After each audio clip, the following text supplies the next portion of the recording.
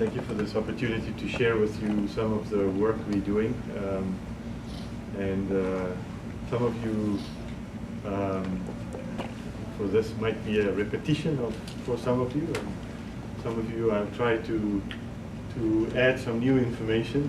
I think we learn every day of what we're doing. I think sometimes sadly so that we learn a bit late of what we're doing wrong in some processes, but I guess it's never too late of learning of what we are doing. Derek mentioned the three processes I've been involved in. As you know, I'm South African. I worked in our own South African peace process. And subsequent to that, in the Balkans, Sri Lanka, Nepal, and in the Middle East for the last 3 years. The typical work that we are engaged in is not so much focused on third-party interventions or mediation, but very much focusing on working with local stakeholders and concerned parties in building sustainable and more systematic peace structures and negotiations forums that carries on. In many of these countries that we worked on, in support of these negotiations, some of the elements we worked on were creation of national peace structures and local peace structures, formally adopted by governments, or specific negotiation structures, either at a confidential level at some stages when parties are not yet ready to go public, and in other areas in support of the official national dialogues. And that was particularly Sri Lanka, Nepal, and Lebanon, and in my own country that we focused on support of the formal national dialogues that those countries have.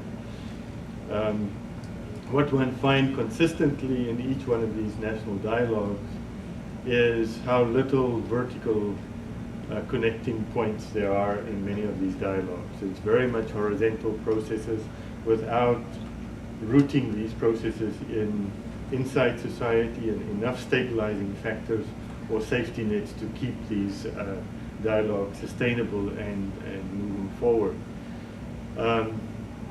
And I guess that's, probably where most of negotiations, the innovation comes in when parties are locked into positional bargaining or negotiations on very difficult issues. How do you move the negotiations to other levels where in a sustained way, when we know these negotiations often breaks down, that these negotiations at other levels can continue. The model that we followed, I would imagine, I would say there wasn't really always a model in our head. I mean, the model is mostly what the people around the table comes up themselves, within the context of their political culture, the context of the crisis, the history of the crisis, and very often also the personalities around the table of creating structures that compensate for some of those weaknesses, some of those challenges, but also make sure that these processes of engagement between these critical stakeholders can continue in some form. You keep the communications open between them. I'm going to focus primarily, as per your invitation, on the Lebanon process, where we more recently is involved, and give you a little bit of background. And I'm sorry, most of you probably know Lebanon quite well.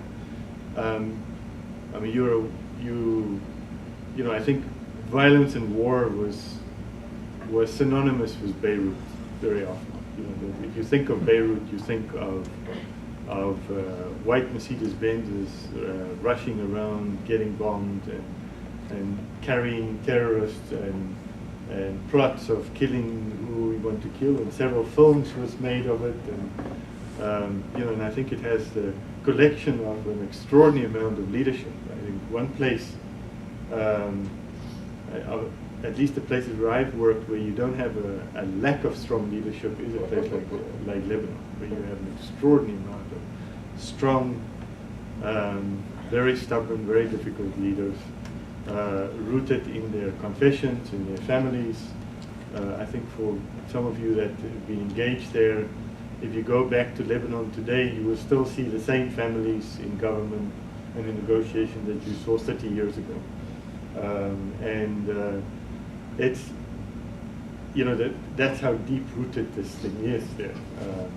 I mean, some say the deep-rootedness started in 1926 when they started to try and get rid of their confessional system.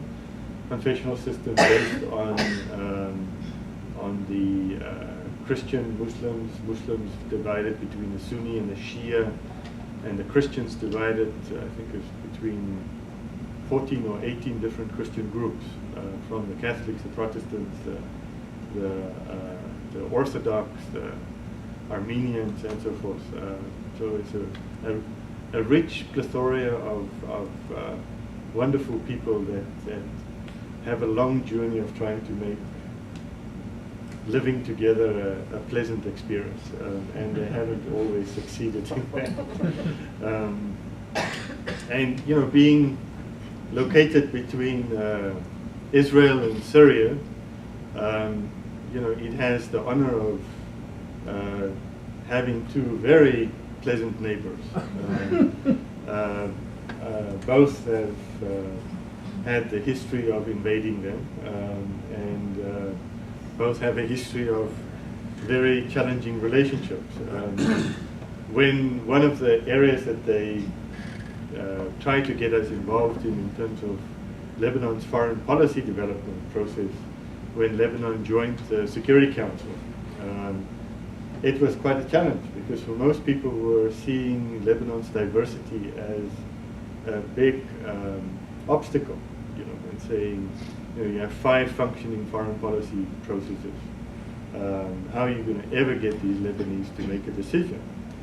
And you have a very wonderful experience of the Lebanese decision-making process a month ago, when you had in the Security Council decision over the sanctions on Iran, beautifully orchestrated by the Lebanese. Lebanese in the Security Council, having to take a side, and where you do have 5 functioning foreign policy strategic objectives, because you have Hezbollah and General Aoun of the Christians, and the speaker. Their strategic allies are Iran, Syria, and in terms of the other Christian groups and the Sunni Muslims, strategic alliances are with Saudi Arabia, United States, and with Egypt.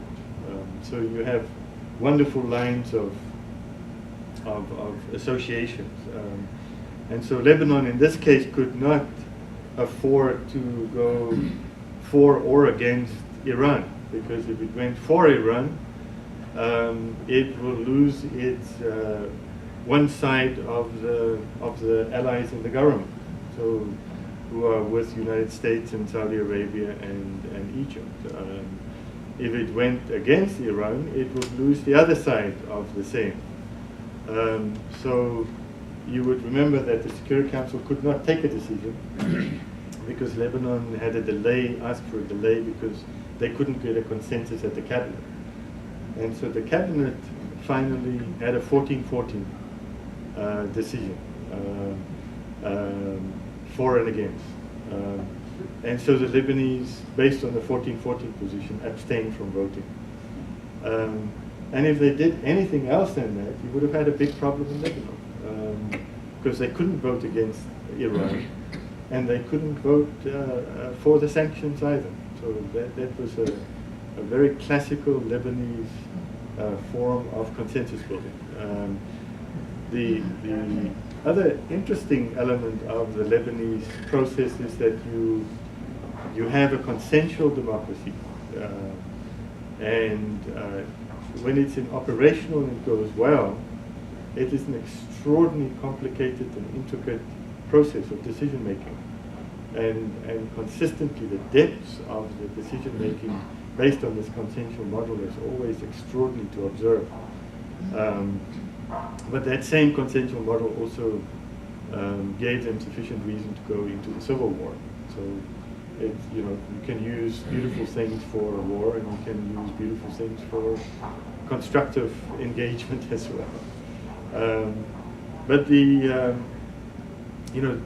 although you do have this based on their history of negotiations with their difficult neighbors, internally with their diversity, you've seen they've created a structure and a system based on a consensual model based on confessions, which traps the country in a big way, but also is its survival mechanism.